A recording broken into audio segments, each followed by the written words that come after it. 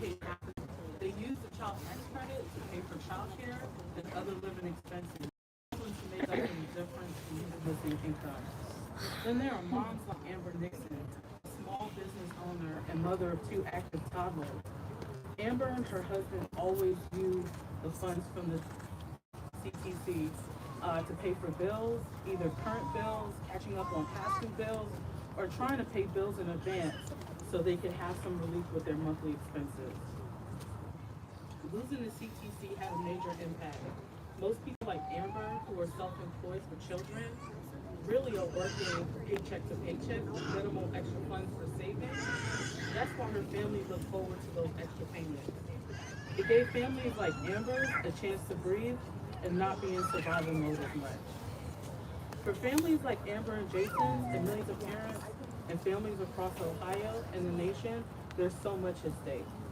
These investments in our families allow families to reimagine their lives, and most importantly, it allowed them to experience more joy and dignity in their day-to-day lives. We know that the child tax credit works. It helped lift over 3 million children out of poverty, but sent them right back when access to these funds ended. We want Congress to understand that our families know, and we've long understood, poverty is a policy choice. We will no longer bail out the banks. We will no longer bail out corporations until you bail out our families and give them a hand up in attaining their version of the American dream. Let's get this bill done now. All right. I just want to give you all the love. The original child tax credit champion, the one, the only from the great state of Connecticut, Rosa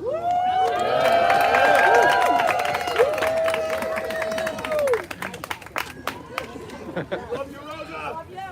Love you.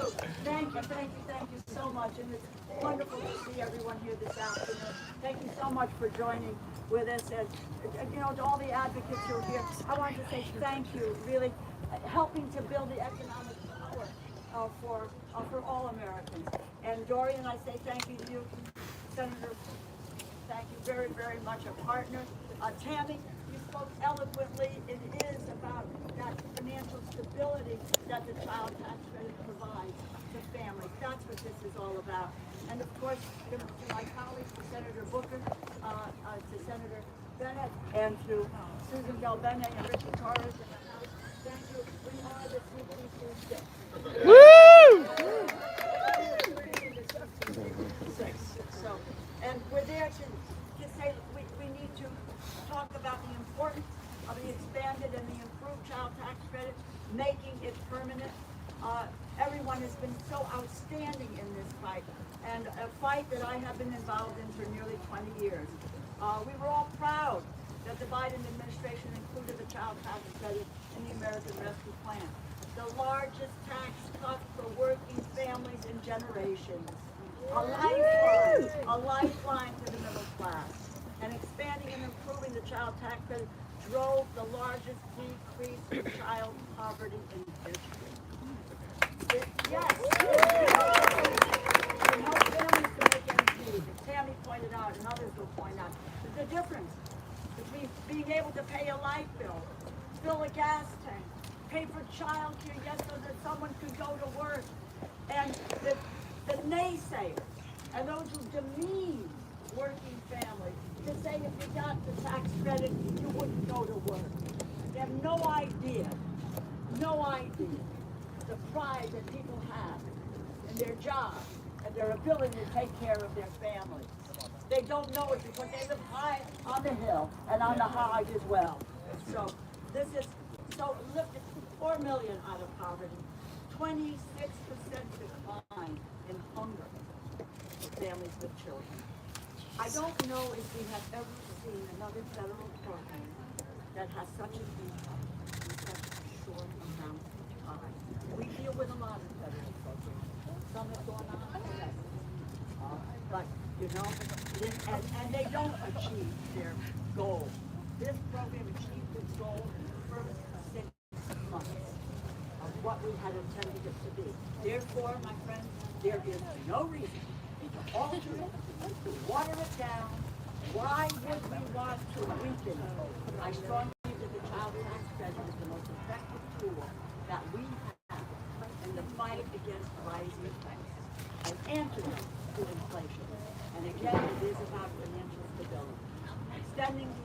child tax credit provides people and the families the support to navigate very challenging times. Those times exist right now. It is no soundbite. People live paycheck to paycheck today, and we have the ability to do something about it. Here at the bottom line, working families did not abuse this benefit, as others would have you believe. The child tax credit supported workers, helped them get back to work. They used it to ensure their families were not just only surviving, but were thriving. And now the expanded child tax credit has lapsed and costs are rising. Families are counting on us to extend that expansion once more. So our goal is to ensure that by the end of this year, families will be able to use the expanded monthly child tax credit to help meet their most basic needs once again. We are coming to the end of the year where there is a clamor for tax cuts, for credit, for benefits, for the largest corporations, and I might add some of whom pay no taxes at all in this country. Our ask is simple. If we can provide tax cuts for America's corporations, we can certainly provide a tax cut for America's kids. And our task is clear. No R&D without CTC. So thank you. Thank you so much. Mom's Rising member from New Hampshire to say a few words. Amber?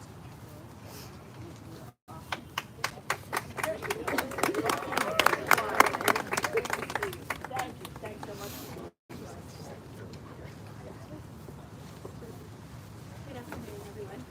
My name is Amber McCory, and I am new from Dublin, New Hampshire, although I was born and raised here. I'm a mom of two amazing kids, a 12-year-old son and a 9-year-old daughter, and I'm a proud member of MoC Rising. I'm also one of the millions of moms who are counting on Congress to restore the expanded child tax credit before the end of this year. So sorry, I always get emotional when I talk about this. My family has faced a significant amount of trauma and stress over the past year. For many years, I ran an child care program, but last summer, when my landlord sold our building, I lost my home and my livelihood in one fell swoop. With the housing crisis in New Hampshire, there was simply nowhere for us to go. In order to avoid an eviction that I didn't deserve, Take care. Take your time. Take your time. my kids and I were forced to move into a camper in someone's backyard. Before long, though, it became too cold to stay there, and my daughter's belongings had started molding in her bed. When the landlord bailout came through in the form of the Emergency Rental Assistance Program, we moved into a small budget hotel while I continued to search for stable housing and employment that I could do with my disability. During that time, the monthly child tax credit payments were nothing short of a lifeline for my family. They especially helped with gas. When we first became unhoused and I lost my business, I earned money by delivering groceries. The child tax credit payments helped me cover the cost of gas so I could work and earn that income. The child tax credit payments also helped me provide as much stability as I could for my kids during a time of unprecedented and significant upheaval in our lives. They helped ensure I could maintain my daughter's access to health care. She sees a lot of specialists, including rheumatology, cardiology, physical therapy, occupational therapy, and more. At the time, we averaged about 4 to 5 doctor's appointments a week. Some are in Boston, others are in Manchester, Lebanon. The cost of gas to get her to and from her appointments as quickly, and the child tax credit payments were more than a huge source of relief. It was a tangible lifeline. When Republicans in the Senate ended the payments last December, it felt like the hole I was trying in plummeted down another 3 feet, leaving me even further away from climbing back out of the perpetual state of poverty I found myself in. Despite the efforts I had been making towards that goal, I was in a state of panic. I had to choose between basic needs, which is impossible. How do you choose between getting food on the table and paying for gas to get your child to the doctor? I had to neglect my own medical care to ensure my children are taken care of. I understand that this, at least in my opinion, is a band-aid on top of a larger problem. But it's something that helps real people right now that are close to breaking that cycle of poverty that we're in. Helps push us over that hump. I don't understand how any elected leader could support taking away such an essential source of support for kids and families. It has been a long, hard, traumatic road for my family. I have a genetic condition, an autoimmune disease, which limits the kinds of work I can do. Eventually, the grocery delivery job impacted my health, and when I tried to push through, I landed in the hospital. So instead, I found a remote job as a customer service representative for a book distributor. Because our hotel didn't have Wi-Fi, I was working from my friend's son's bunk bed, or from a different friend's basement, or someone's floor near their router. I also went back to school for public policy so I could broaden my career opportunities and try to make change. So that's what I did. After over a year of being in the house, we finally moved into a new apartment last month, but the rent is too damn high. And my full-time job only pays rent and oil. That's it, and an entire pay cut. And the contract for my customer service job ends in January. We're also struggling with the soaring cost of gas and food. If Congress restored the child tax credit expansion, it would help pay for my rent and provide so much stability and peace of mind for my family and for millions of others. Because I know what it's like to have more bills than income, I'm especially passionate about making the child tax credit fully refundable so families with little or no income can access it. That is when families need it most, and it will help stop that perpetuation of poverty that plagues everyday people who just want to be self-reliant and climb out of the hole that we find ourselves in. Moms like me are counting on Congress to pass another expansion of the child tax credit before the end of this year. With the rising cost of essentials and ongoing impact of the pandemic, families need it more than ever. This needs to be a priority before any tax cuts to corporations. We need our elected leaders to put the needs of kids and families first. Thank you. Thank you so much, Amber, for sharing your heartfelt story. I think we all felt it. Next up, one of the CTC6 from the great state of Colorado, Senator Bennett. Woo! Thank you. Is this on? Yeah, it is. Sorry. Young people, thank you for being out here today, and thank you for bringing your home. Really appreciate it. But it's a reminder of what this is really all about. So thank you and your colleagues for your incredible leadership. And when I heard Amber speaking just a minute ago, I could have exactly like the conversations that I've had over the last years in Colorado with moms that are struggling in an economy that's not working well enough for their families. And you know, Tammy said earlier that poverty is a policy choice. I could not agree with that more. Let me tell you what the evidence for that is. You are standing today in the richest country in the world, and we have the third highest poverty rate in the industrialized world.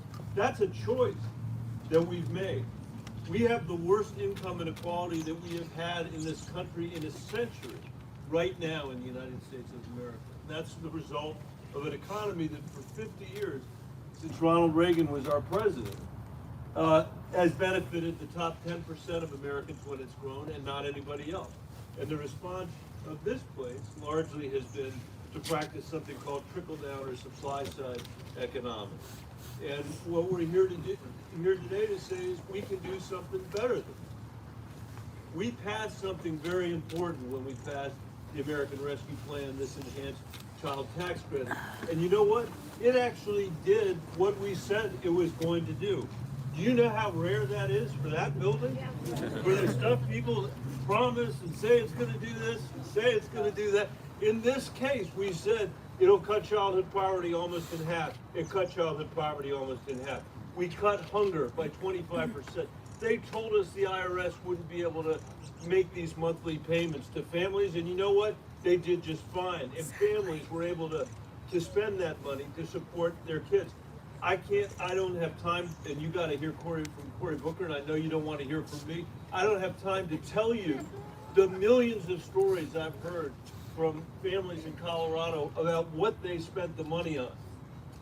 From paying the light bill, to paying the rent, to buying school clothes for their kids without breaking the bank. But let me summarize for you what I heard from the families that I work for in Colorado, and that is the stress that was relieved from them. Just a little bit of stress in an economy that hasn't worked well enough for them the chance to pay a few extra bills without worrying about paying for the food bill the next month. And that's what this is all about in the richest country in the world. It is shameful that we let it lapse. We should have made it permanent, but we have the chance now to do that again. And what you're hearing from the members of Congress that are here today, and what you're hearing from these advocates and from the kids that are here today, is that we've all been around here. Well, not you guys. These guys, if they were watching C-SPAN, they've been around here. To see this place burn the midnight oil, stay up till 2 o'clock, 3 o'clock in the morning to make sure that they extended tax cuts for the wealthiest people in America, to make sure that they extended tax cuts for the largest corporations in America. And what we're saying this time is, before we go home, we should pass the biggest tax cut for working people in American history. That's what we need to do. And I couldn't be prouder to have, I should say also one other thing. Thank goodness Raphael Warnock is coming back to the United States. Thank goodness he took over for Kamala Harris when she left the Senate. And he's done an amazing job on the child tax credit. But there has been nobody who's been stronger on this than the great senator from New Jersey, Cory Booker. Somebody I have known since I was the superintendent of schools in Denver. He was the mayor in Newark. There isn't anybody that has fought harder for the kids in this country than Cory Booker. So I give you the great senator from New Jersey, my friend, Cory Booker. All right, give it up for Bennett. Bennett Booker Brown, the Killer Bees. And then the CT six-pack, I like that. The CTC six-pack, it's the closest I'll ever come to a six-pack. I'm thrilled to be here, and I want to read this. This is from the New York Times. It said, and I quote, child poverty fell to a record low, and the program that did the most to reduce it vanished. This is what we lost. All the celebration of what we did, but this transformational program that changed the lives of millions of middle income, low income, working class families and children vanished. It was on track to cut the poverty rate all the way in half. It offered financial relief to 90% of families, 90% of American families, not just Democratic families, not just independent families, not just Republican families, but American families. And so critics want to talk about cost, but this is the thing that we've heard. This is the most fiscally conservative program. We know that. Because again, the New York Times has said, and the data shows, every dollar invested, as was said before, lifts about $7 to $8 in our economy. But I love what Brother Bennett does. He talks about the real people in the state of Colorado. I know New Jersey's his second favorite state. One mother with 2 daughters was able to spend more time with her family and take her children to cheerleading classes. No working, that 2 jobs. It takes away a mom from her kids. A mother of 3 used her money to buy school supplies, backpacks, notes, a new uniform, and sneakers. Here's a great, in my neighboring state, Pittsburgh, this father used the money to buy new clothes after he heard about his son being taunted by his fellow classmates. He actually saved the money he had. He said he wanted to take his kids on a vacation to do a single night in a state park, and saw the happiness on his children's faces. We know that this program works. We know it works for the economy. We know it works to create jobs. We know it works to elevate human well-being. We know it works to relieve stress. We know it works to empower people. We know it works to help us to raise better children in this nation. And the science is amazing. It literally has been shown to improve the brain activity of our young people, because we know kids growing up in poverty have all of that cortisol, all of that stress hormones constantly in their heads, affecting their brain development. And so I don't know, but you've heard the pledge of so many of my colleagues here. The losers are going to be, if we don't do this, we're going to hold back and fight to stop tax credits for the wealthiest corporations. This is not an either or, this can be an and. This can be all of us, all of America. I'm tired of people calling programs like this a government handout. It's not, it's a America elevation. We are a nation right now where we know that when we empower families, working families, American families, the whole country benefits. What are we about if not that? What do our founding documents say? Life, liberty, and the pursuit of happiness. Talk to families that receive this, and you'll hear about them being liberated from fear, liberated from stress, about them able to pursue their happiness. And so I just want to end with this before I bring on the next speaker. I think that Senator Brown said it best. I can't think of something that we've accomplished in Congress. I've worked on things from environmental justice policy all the way to criminal justice reform. There has been nothing we have accomplished as a Congress in my lifetime as important, as impactful, as necessary, as urgent, as morally righteous as a child tax credit. Now we need to make it permanent. That is the work.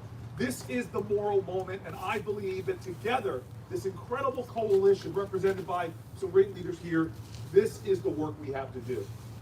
And so now I have the pleasure of bringing up Chris. Chris, you ready? I'm ready. So this is a champion, he's a leader, but I just want you to know, I danced at his wedding. I cried when I didn't catch the bouquet. But this is truly one of my friends, one of our champions, and I'm excited to bring him up right now. Would you all give it up for Chris, please?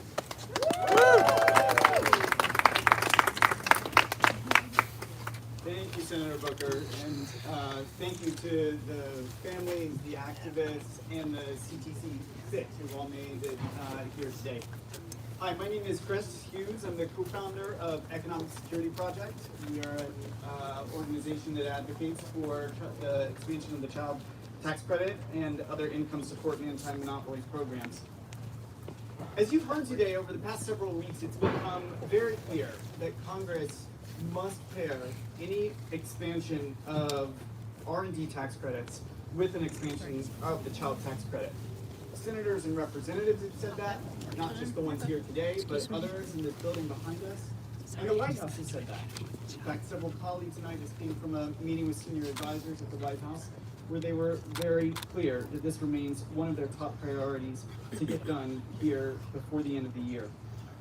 And the reality is, the child tax credit is enormously effective and popular, as you've heard today. We all know the stats about child poverty, but sometimes we forget about the opportunity that sits in front of us today. If senators and representatives behind us in this building can organize over the next few weeks, 36 million American families could see their lives transformed within days. 36 million. It is incredible, the scale of what we're talking about. It's not just to the families who receive these dollars, it also goes into local communities, local economies, supports small business, and encourages entrepreneurship. The Niskanen Center found that if an expanded child tax credit were in place for another year, it would support the equivalent of 500,000 private sector jobs. And Columbia University found that every dollar of federal child tax credit payments generates 8 in social and economic benefits. Finally, these checks are not just good policy, they're also good politics. As we saw last night in Georgia, and as we saw last month across the country, the candidates who choose to run on supporting American families with the child tax credit win. Some of the smartest minds in Democratic politics, Stan Greenberg and others, have looked at the public opinion research and have arrived at the conclusion that there are fewer policies that are more relatable in the lives of Americans and garner more support. So, I hope you all will join me in saying that over the next 2 weeks, we should not allow Congress to go home for the holidays without it passing an expanded child tax credit, and certainly no tax credits for R&D and for corporations without supporting and helping American families. Thanks, Chris. Okay, we have 3 speakers left, and then we'll have some time for Q&A. Next on the mic is Ishani Gaston, a very proud Moms Rising member from the great state of North Carolina.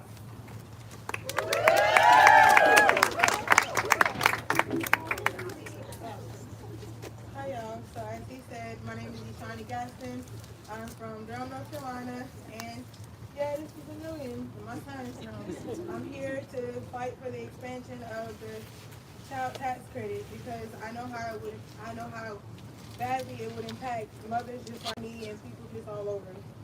$1 million is my heart and soul. If anybody knows us or has seen us before, that is my baby.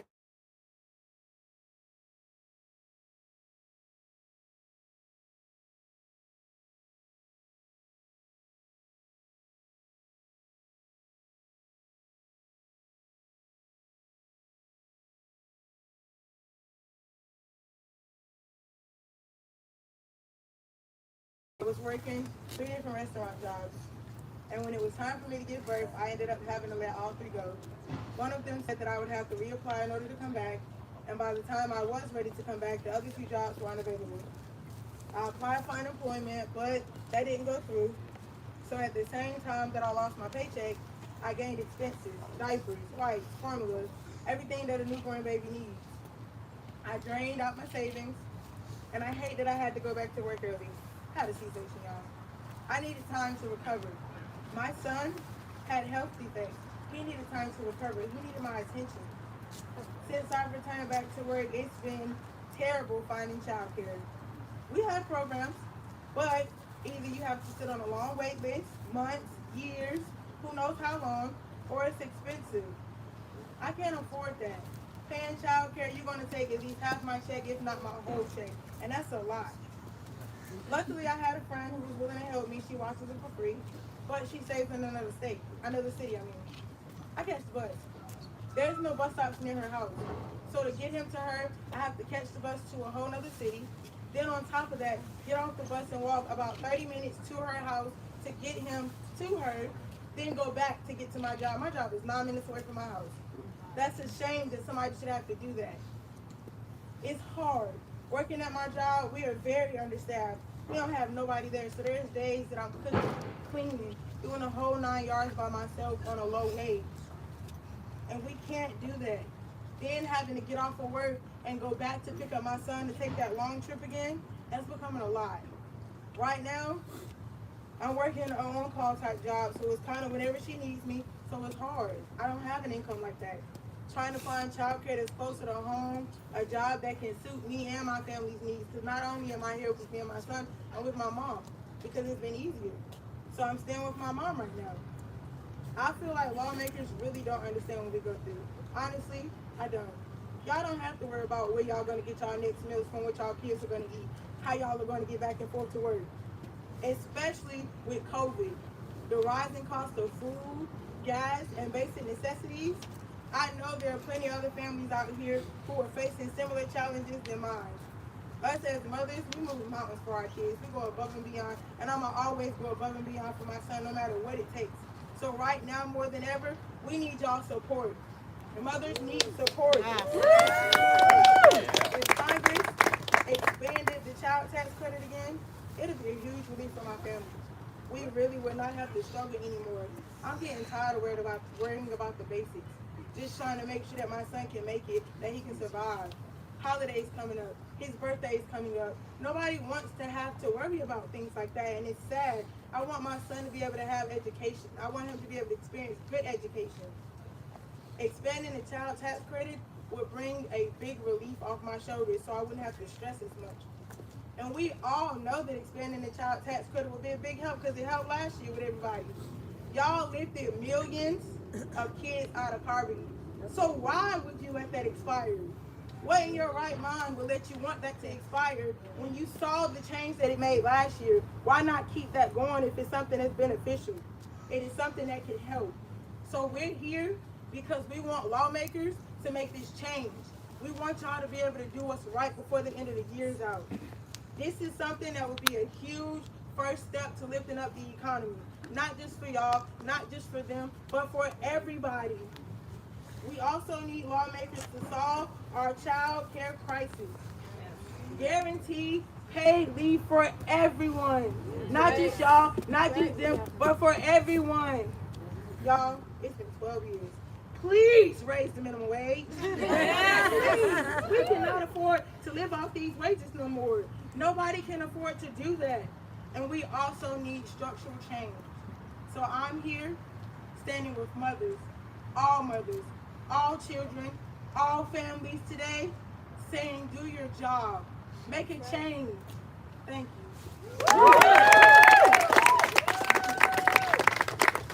Thank you, Ishani, one of the CTC 6 from the great state of Washington, one of our champs, the great Representative Susan Belbene. Thank you. I particularly want to thank you, Shani, for joining us, for sharing her story. This is really what this work is all about.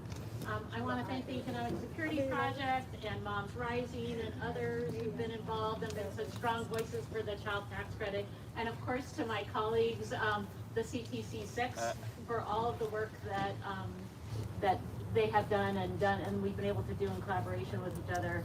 It's because of that work, the stakeholders, families across the country, congressional leadership, President Biden, that we were able to get the expanded child tax credit passed. And we have come so far in that year where that the expanded child tax credit was in place. In fact, 2 years ago, people weren't talking about the child tax credit. The impact wasn't there. We knew we had to make a change. And so we secured that 1 year expansion of the child tax credit in the American Rescue Plan and made an incredible difference. It started delivering those monthly checks to families. And then we saw, and quickly, I mean, no one thought we could get that out as quickly as it happened. It happened quickly. Monthly checks got out to families, and we had an incredible impact. Now, I'm a data person. I care a lot about the data, and I think, as Congresswoman DeLauro said, we have a lot of data to support the incredible work. Childhood poverty was cut nearly in half by the end of 2021. In communities of color, single-parent households, and others who had the greatest need, the impact was significantly stronger. It's remarkable that a single federal policy can claim such an impact. Now, I'm a mom, I'm a new grandma, and any parent knows that kids don't grow up in a year. Kids don't grow up in a year, right? So a program that only lasts a year is by far not enough.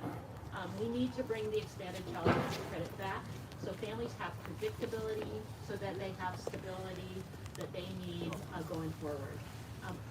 We get an incredible return on the investment that we make in our kids and our families. Everyone up here understands this is a hard task. We've had folks talk about their unwillingness to support this program, other members of Congress. But the data is clear. The data is clear, the impact it has on families. The stories are incredible. The stories have then the impact on families, what they've been able to do. And we're talking about things like continue to pay for housing, buying food, buying basic needs for their kids, buying diapers, incredibly expensive for many families. And so there is a deal to be had to make sure that we continue to move this forward. Investing in our kids should not be a partisan issue. We know that we have an opportunity to expand the child tax credit to keep it going forward. And there's an opportunity for us to do that and work with Republicans in an issue that they've also cared about on the R&D tax credit.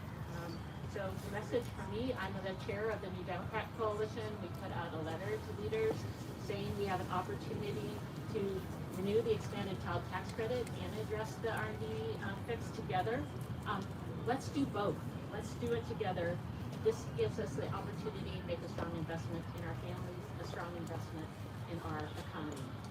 So the evidence is clear. The monthly child tax credits help get parents back to work. Because they could finally afford childcare or simply gas for their car. We only have a few weeks left in this Congress, So we have an incredible opportunity right now. There's a path forward. We're going to continue to work relentlessly to make that happen.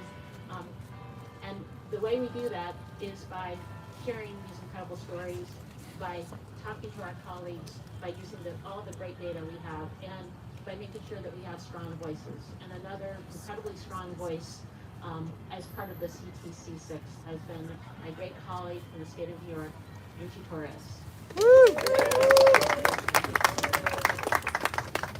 First, it's an honor to be here as not only a representative, but also a card-carrying member of the Rosa DeLauro fan club. I'm a Rosa DeLauro fan first, and then a Yankee fan. But as has been said, in a country as wealthy as ours, child poverty is not an inevitability. It is a choice.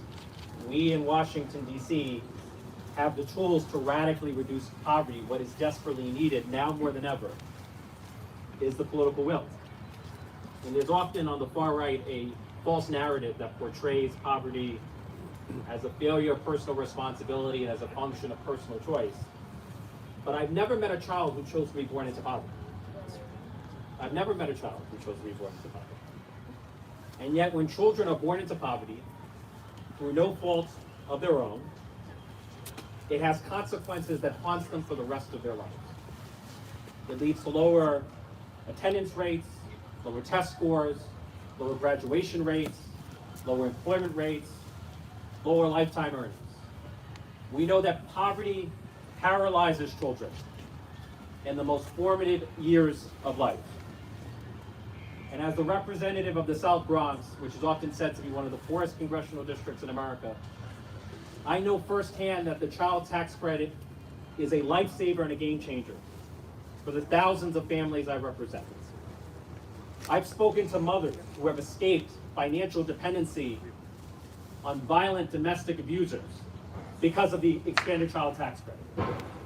I've spoken to students who finally can access the internet, who are no longer at the losing end of the digital divide because of the expanded child tax credit. I've seen families avert eviction from their homes and displacement from their communities because of the expanded child tax credit. There is no other policy that we have enacted here in Washington, D.C. that has done so much for so many so quickly. The breadth and depth of the CTC's impact is second to none, and since it is second to none, it should be the #1 priority in the agenda of the United States Congress. And at a time when families are struggling with the crippling cost of living, expanding the child tax credit has taken on new urgency. Much has been said about inflation, but expanding the child tax credit is the proper policy response to inflation. An expanded child tax credit would enable the families hardest hit by inflation to afford the life necessities most affected by inflation. The research has shown that the most common uses of the CTC are food, utilities, and housing. And so it is extraordinarily effective because it targets the families in greatest need in the areas of greatest need. Those of us who are in Congress, we became public servants because we believe that we have an obligation not only to ourselves, but to others. That there's a social contract to be upheld. And nowhere is that social contract more sacred than when it comes to our children. I have a simple question for every member of Congress. If we are not here to protect our children, if we are not here to lift them out of poverty and afford them a decent and dignified life, then what are we here for? We never should have put an expiration date on the child tax credit because there should never be an expiration date on our core commitment to children. And I'll end on this note. During COVID-19, we saw in the peak of the pandemic, essential workers put their lives at risk so that the rest of the country could safely shelter in place. Our essential workers always deliver for them, for us, and yet Washington, D.C. rarely delivers for them. And we need to change that. We need to get the deal done. We need to expand the child tax credit. Because the greatest investment in our future is not the development of corporate America, it's the development of our children. Thank you. Thank you, Representative Torres, and all of our speakers. So we have a few minutes for Q&A for any of the speakers that you heard from.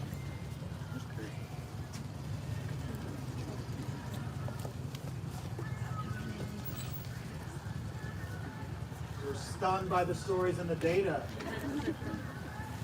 Please. Would any of the members of Congress please talk about what they've heard from Republicans about this R&D and CTC trade you're proposing?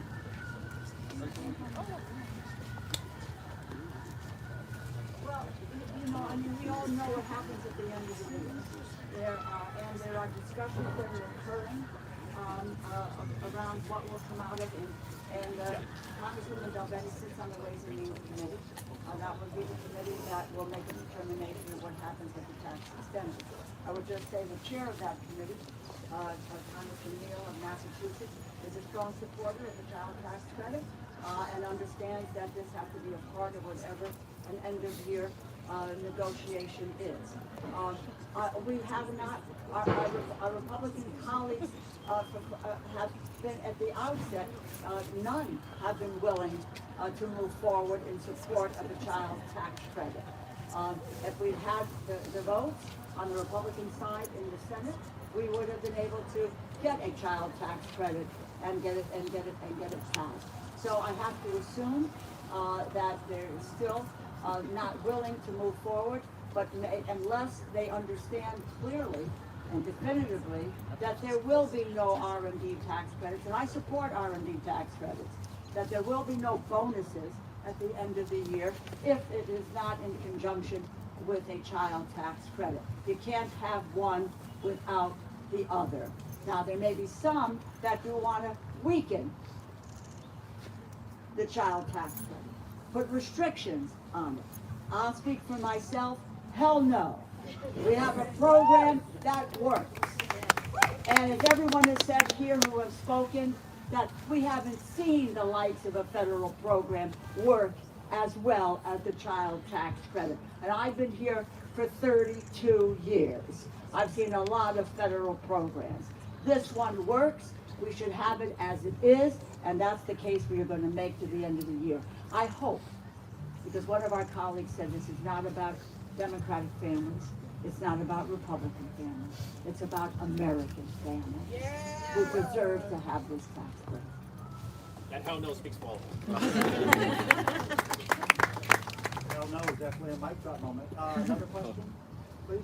I'm with this site that it's spread by state and local officials around the country. And can you talk about why this is important for major cities and counties?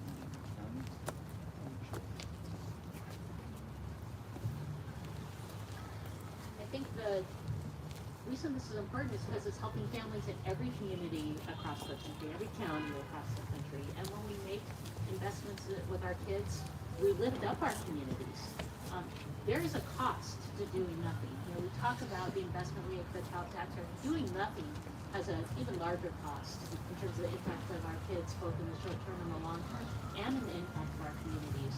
But if kids are doing well and thriving, families are thriving, that helps with the workforce, not only workforce today, but our future workforce. It helps in terms of people's participation in the community and to help strengthen our communities.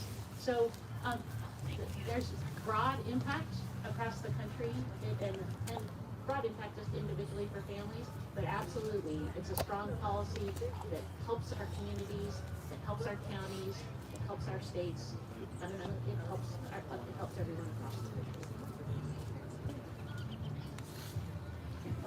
When Washington, D.C. fails, it undermines state and local government. So take the issue of housing.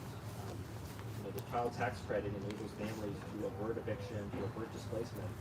But when families are evicted, the burden of sheltering those families falls on state and local government. And so we're in a position to enact systemic change that would solve the problems that are weighing so heavily on state and local government. In New York City, for example, we have over 60,000 people in our shelter system. We have over 100,000 students who are unstably and temporarily housed. Imagine how many fewer students would face homelessness and housing insecurity if we were to expand the child tax credit. I'll just add, you heard the numbers from the Columbia University study earlier. $1 for child tax credit turns into $7, $8. Boost of local economies. Sales tax at the city and state level. Tax revenue for vital services. So the evidence is unmistakable. I know there's been some mention of the earned income tax credit as well. I think Senator Brown mentioned it. I was wondering if our members here view that as tied into these discussions and related to what you're hoping to get on the child tax credit. I would say yes. There isn't a specific proposal on the earned income tax credit. We always talk about the earned income tax credit and what effect that it has had. Our focus has been on the child tax credit because of the impact that it has made and the real transformative nature of it. It's true on the earned income tax credit. I'm sure that will be part of the discussion, but our focus has been singularly on the child tax credit and making sure that it doesn't go by the boards here, and we look at those corporations, and I'll repeat it, many of whom do not pay taxes at all. They're not the beneficiaries of our children. Thank you. Everyone more?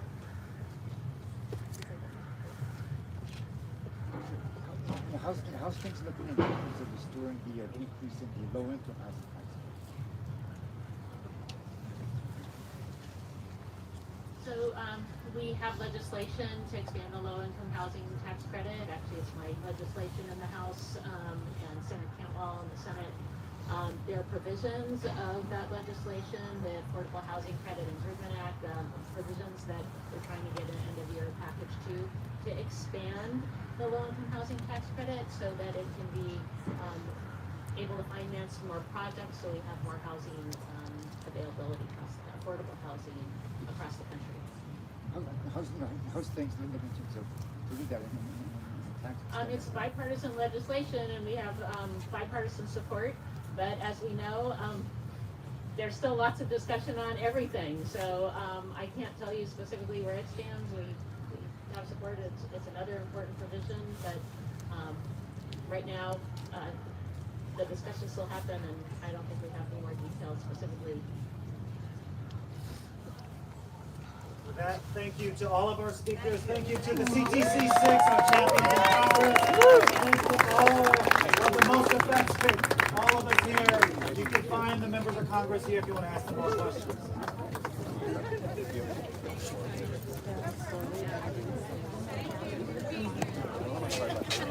Ah.